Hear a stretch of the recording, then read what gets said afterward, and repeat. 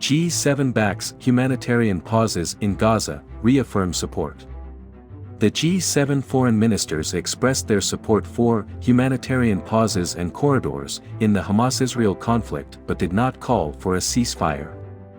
They also reaffirmed their support for Ukraine in its war with Russia and urged China not to support Moscow in the conflict. The ministers emphasized the need for urgent action to address the deteriorating humanitarian crisis in Gaza and called on Iran to refrain from supporting Hamas. They also stated that lasting peace and security should include no forcible displacement of Palestinians from Gaza. Tokyo, G7 foreign ministers said Wednesday that they supported humanitarian pauses and corridors in the Hamas-Israel war but refrained from calling for a ceasefire. The group also said after talks in Japan that their support for Ukraine in its war with Russia will never waver, while calling on China not to support Moscow in the conflict. We stress the need for urgent action to address the deteriorating humanitarian crisis in Gaza. We support humanitarian pauses and corridors to facilitate urgently needed assistance, civilian movement, and the release of hostages, a joint statement said. The ministers also emphasize Israel's right to defend itself and its people in accordance with international law as it seeks to prevent a recurrence of the Hamas attacks on Israel on October 7. It added, "We call on Iran to refrain from providing support for Hamas and taking further actions that destabilize the Middle East, including support for Lebanese Hezbollah and other non-state actors, and to use its influence with those groups to de-escalate regional tensions." Overall security. The Israeli military has relentlessly bombarded Gaza since October 7, when Hamas militants launched an attack that left 1,400 dead in Israel, most of them civilians, according to Israeli authorities.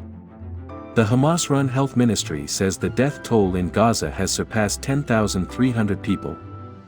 Israeli Prime Minister Benjamin Netanyahu said Monday there would be no fuel delivered to Gaza and no ceasefire unless more than 240 hostages seized by Hamas were freed. He also said Israel would assume overall security in Gaza after the war ended, while allowing for possible tactical pauses before then to free captives and deliver aid to the besieged territory. Washington said Tuesday it opposed a new long-term occupation of Gaza by Israel, a stance reiterated by Secretary of State Antony Blinken in Tokyo. Key elements for lasting peace and security should include no forcible displacement of Palestinians from Gaza, not now, not after the war, no use of Gaza as a platform for terrorism or other violent attacks, no reoccupation of Gaza after the conflict ends, Blinken told reporters on Wednesday before departing for South Korea. Ukraine fatigue. On the Ukraine war, the G7 statement said, "Our steadfast commitment to supporting Ukraine's fight for its independence, sovereignty, and territorial integrity will never waver. We further call on China not to assist Russia in its war against Ukraine, to press Russia to stop its military aggression, and to support a just and lasting peace in Ukraine," it said. The ministers from the G7, the United States, Japan, France, Germany, Italy, Britain and Canada also said that they welcome China's participation in the Ukraine-led peace process. Ukrainian Foreign Minister Dmytro Kuleba joined the G7 meeting by video conference. With Ukraine's counteroffensive struggling to gain ground after almost 2 years of war, President Volodymyr Zelensky has regularly met Western leaders to try to stave off fatigue over the conflict. It is clear, particularly at this moment, that around the world some parties are watching very closely how we will continue to support Ukraine, German Foreign Minister Annalena Baerbock said earlier. French Foreign Minister Catherine Colonna said it was important to remember that the situation in the Middle East in no way distracts us from what is happening in Ukraine. No intention by Israel to reoccupy Gaza, official. Israel has no intention of reoccupying Gaza or controlling it for a long time, Reuters news agency is quoting an unnamed senior Israeli official as saying. "We assess that our current operations are effective and successful and will continue to push," the official said on condition of anonymity. "It's not unlimited or forever." The comments reflect a back-and-forth position by various Israeli leaders since Monday.